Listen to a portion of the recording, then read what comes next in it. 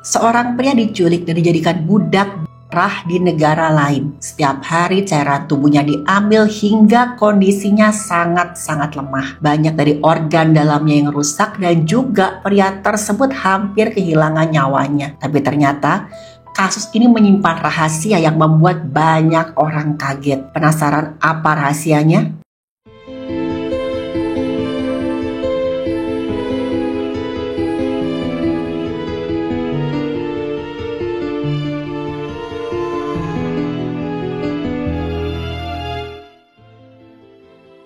Halo, saya Dr. Stefani. Saya seorang dokter spesialis forensik dan mediko-legal, dan saya belajar dari yang mati.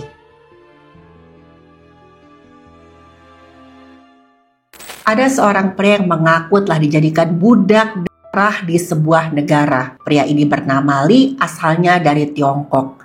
Sehari-hari Lee ini bekerja sebagai seorang petugas keamanan di sebuah gedung. Dari kecil katanya Lee sudah menempuh hidup yang sangat-sangat keras. Lee ini adalah yatim piatu dan harus bertahan hidup sendiri sejak dia kecil. Sebenarnya saat itu gajinya Lee sudah cukup untuk menafkahi dirinya sendiri. Karena Lee nggak punya keluarga ataupun tanggungan apapun. Lee juga belum menikah.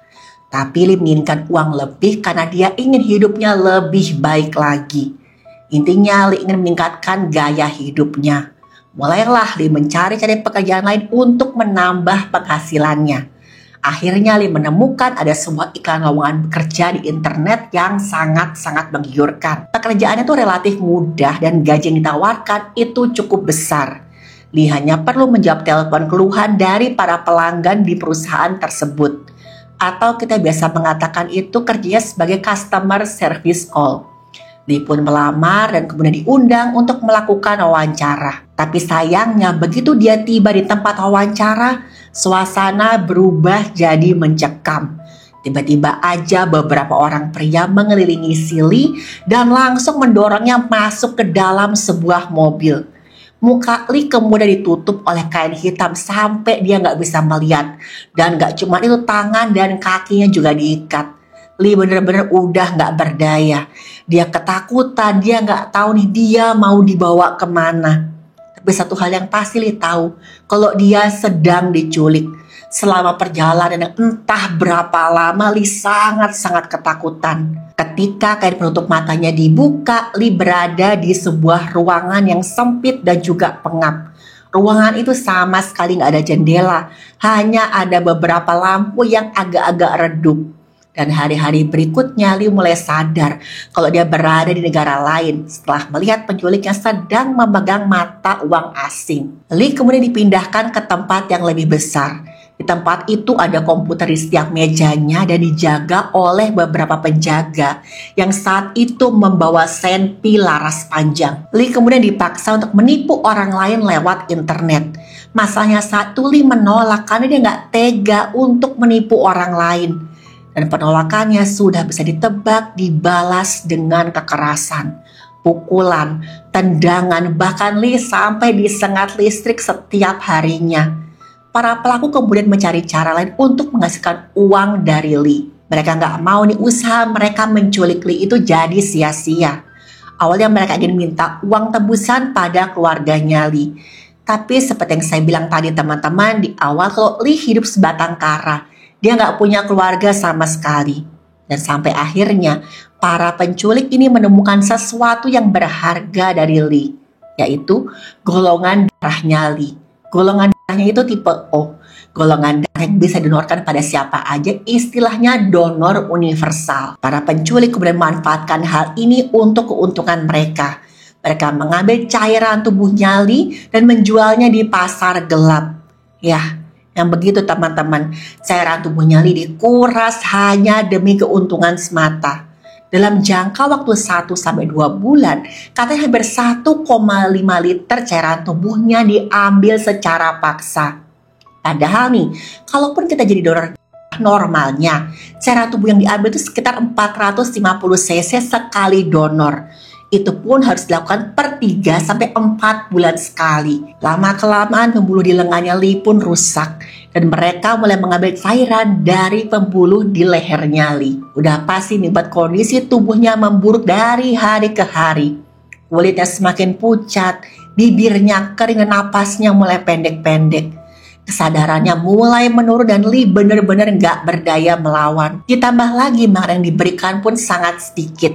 Hanya cukup untuk membuat tetap hidup atau tepatnya tetap bisa diambil lagi cairan tubuhnya. Bulan demi bulan dia bertahan hidup dalam kondisi yang begitu mengenaskan. Sampai satu hari keberuntungan datang dari tempat yang gak dia duga. Salah satu penculiknya Lee entah karena iba atau alasan lain kemudian membantu Lee buat kabur. Dia dibawa diam-diam keluar dari tempat dia disekap menuju tempat yang aman di daerah perkotaan. Saat itu untungnya Lee kabur ke daerah dengan komunitas warga Tiongkok yang cukup banyak. Di sanalah Lee langsung dibawa ke rumah sakit oleh perwakilan komunitas warga tersebut. Dan dokter yang memeriksa Lee sangat kaget dengan kondisinya. Hasil pemeriksaan menunjukkan Lee mengalami anemia atau kekurangan cairan tubuh yang sangat parah. Bahkan beberapa organ tubuhnya itu sempat rusak. Dan tubuhnya penuh dengan bekas tusukan jarum. Dokter satu mengatakan terlambat sedikit aja mungkin Lee sudah kehilangan nyawanya. Belakangan diketahui juga teman-teman kalau Lee menderita sebuah penyakit yang cukup serius yaitu sirosis hepatis. Sirosis hepatis atau sirosis hati adalah kondisi serius di mana jaringan hati yang sehat pelan-pelan digantikan oleh jaringan parut atau sirosis akibat kerusakan jangka panjang. Proses ini udah pasti membuat hati jadi keras, mengecil dan kehilangan kemampuannya untuk berfungsi dengan normal. Penyebab yang paling umum adalah konsumsi miras berlebihan dan juga infeksi virus hepatitis B atau C yang kronis. Ketika sirosis berkembang, hati nggak bisa lagi menyaring racun, memproduksi protein penting atau membantu proses pencernaan seperti biasanya.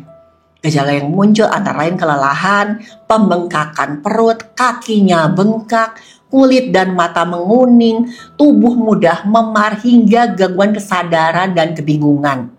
Sirosis juga meningkatkan resiko gagal hati dan kanker hati, atau istilahnya hepatocellular carcinoma. Kondisi ini bersifat progresif dan gak bisa disembuhkan, tapi pengobatan yang tepat bisa memperlambat kerusakan dan meningkatkan kualitas hidup penderitanya. Bayangkan, dengan kondisi sedang mengidap penyakit serius, Lee juga diambil cairan tubuhnya dengan paksa selama berbulan-bulan. Udah pasti, ini sangat mengancam nyawanya Lee. Untungnya saat itu Lee masih bisa selamat. Setelah kondisinya sedikit membaik di rumah sakit, Lee menceritakan apa yang dia alami pada dokter yang merawatnya. Lee juga menceritakannya pada 2 orang perwakilan komunitas warga yang mengantar dia ke rumah sakit. Akhirnya kasus ini pun dilaporkan ke pihak yang berwenang. Selain itu, karena kasusnya cukup unik, cerita Lee pun menyebar dengan cepat. Media lokal sampai internasional mulai memberitakan kasus ini. Judul-judul berita menyebutnya sebagai sang budak merah pertama yang berhasil selamat. Udah pasti publik sangat marah, prihatin dan menuntut agar para pelaku segera ditangkap dan diberi hukuman seberat-beratnya. Pihak yang berwenang pun dengan sigap menanggapi kasus ini. Karena mereka juga khawatir nih akan keamanan banyak orang. Mungkin aja korbannya bukan cuma Lee, tapi ada lebih banyak lagi. Pihak yang berwenang terus melakukan penyelidikan dengan teliti. Pokoknya mereka nggak mau nih kalau sampai ada detail yang terlewat dari kasus ini. Sampai akhirnya hasil penyelidikan pun keluar. Dan ini membuat banyak orang kaget. Karena hasil penyelidikan dari pihak yang berwenang menunjukkan kalau cerita Lee ini adalah palsu atau karangan. Lee menyebar hoax. Berdasarkan keterangan pihak yang berwenang, Lee diketahui adalah imigran gelap asal Tiongkok. Selain itu, kondisi tubuh Lee yang sangat parah bukan disebabkan karena cairan tubuhnya diambil terus-menerus. Tapi memang Lee sedang terkena penyakit serius dan mencoba untuk berobat negara lain yang lebih murah. Masalahnya tetap aja nih uangnya nggak cukup untuk biaya berobat. Makanya Lee katanya tuh mengarang cerita untuk membuat orang-orang iba dan mau menolong dia. Dari hasil penyelidikan juga diduga Lee bersekongkol dengan 3 orang lain untuk mendukung ceritanya ini. Yaitu tadi 2 orang anggota komunitas warga yang menolongnya dan dokter yang merawat Lee. Ketiganya kemudian ditangkap dan diketahui membuat laporan palsu, menghasut dan menghalangi proses hukum. Sebelum akhirnya hukuman mereka pun diubah jadi pembebasan bersyarat karena nggak terbukti terlibat secara langsung. Sementara Lee sempat ingin menjalani persidangan, tapi kondisi kesehatannya memburuk akibat penyakit sirosis hatinya tadi. Akhirnya pihak yang berwenang pun memutuskan untuk memulangkan Lee ke negara asalnya untuk proses pemulihan. Dan masalahnya beberapa orang masih ada yang percaya kalau Lee itu nggak sepenuhnya bohong.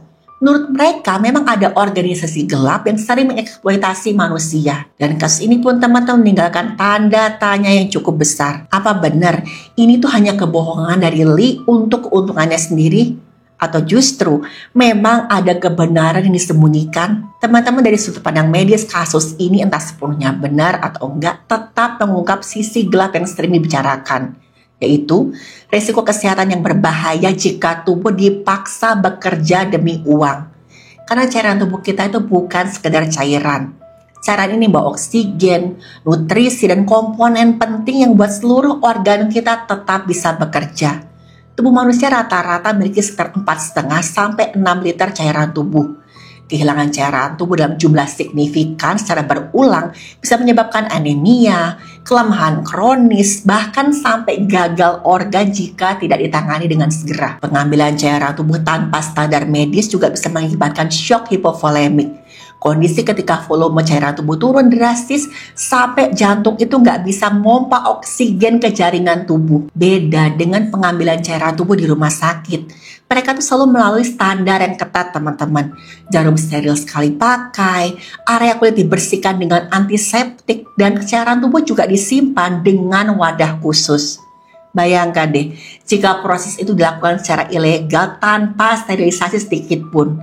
Resikonya tuh nggak main-main, teman-teman. Infeksi lokal pada kulit berupa abses atau pembengkakan, luka yang bernanah atau jaringan parut. Bisa juga terjadi tromboflebitis, yaitu peradangan pada pembuluh akibat trauma jarum yang berulang. Bisa juga sampai terjadi sepsis, infeksi berat yang masuk ke aliran cairan tubuh dan berpotensi menghilangkan nyawa. Bisa juga terjadi penularan penyakit melalui cairan tubuh, seperti HIV, hepatitis B, atau hepatitis C jika jarum digunakan secara bergantian. Dari sudut pandang forensik klinis, dokter tuh bisa mengidentifikasi adanya bekas tusukan jarum berulang atau jaringan yang rusak akibat akses pembuluh yang nggak profesional. Bukti medis semacam ini bisa jadi kunci untuk mengkonfirmasi kebenaran klaim si korbannya ini. Dalam kasus ini jika benar terjadi, korban akan menunjukkan tanda-tanda seperti pusing, pucat, jantungnya berdebar, sesak napas, sampai kehilangan kesadaran. Teman-teman, terlepas dari klaim bahwa kasus ini nggak benar alias hoax, orang yang merasa dirinya tuh dipaksa memberikan cairan tubuhnya bisa mengalami trauma psikologis yang mendalam. Dia bisa mengalami post-traumatic stress disorder dengan gejala mimpi buruk, rasa takut berlebihan, dan menghindari tempat atau orang tertentu. Korban juga bisa merasa depresi, ngerasa gak berdaya karena merasa tubuhnya itu diperlakukan sebagai komoditas, nggak dimanusiakan sama sekali. Korban juga bisa merasakan gangguan kecemasan yang ditunjukkan dengan gejala fisik seperti gemetaran, jantung berdebar, dan sesak napas. Bahkan kalau kasus ini berakhir sebagai hoax, adanya klaim semacam ini menunjukkan pentingnya evaluasi psikiatri forensik untuk memastikan apakah pelapor benar-benar berbohong atau justru sedang mengalami delusi, tekanan sosial, atau bahkan gangguan mental tertentu. Kasus slave atau budak mungkin berakhir dengan hukuman bagi pihak-pihak yang menyebarkan cerita bohong. Tapi dari sisi medis ada pelajaran yang penting. Kesehatan manusia tuh sangat rentan bila cairan tubuhnya diambil tanpa kendali. Proses medis harus dilakukan dengan standar sterilisasi yang tinggi. Dan juga pemeriksaan medis forensik tetap penting untuk memvalidasi klaimnya korban ini apakah benar atau korbannya mengada-ngada. Karena ingat, tubuh tidak bisa berbohong. Dengan kata lain, meskipun kasus ini memang terbukti palsu, skenario medis di baliknya adalah sesuatu yang sangat serius dan berbahaya bila benar-benar terjadi. Teman-teman, lagi-lagi berita ini mengajarkan kita kalau masyarakat dan juga media tuh perlu sangat berhati-hati dalam menyebarkan berita sensasional agar nggak menambah kepanikan atau bahkan menimbulkan stigma tertentu. Dan kita harus mendukung proses hukum yang adil agar kebenaran dapat terungkap tanpa prasangka terhadap siapapun. Dan jangan lupa, korban perlu mendapatkan perlindungan dan bantuan yang memadai sambil investigasi tetap berjalan secara objektif. Meski kemudian ada kemungkinan informasi awal gak sepenuhnya akurat, empati tetap harus ada, harus kita jaga. Dan menghindari menyudutkan para pelapor itu tetap menjadi bentuk penghormatan terhadap kemungkinan niat baik mereka semua. Dan kasus ini menegaskan bahwa menyikapi isu serius memerlukan keseimbangan antara kewaspadaan dan juga rasa kemanusiaan kita.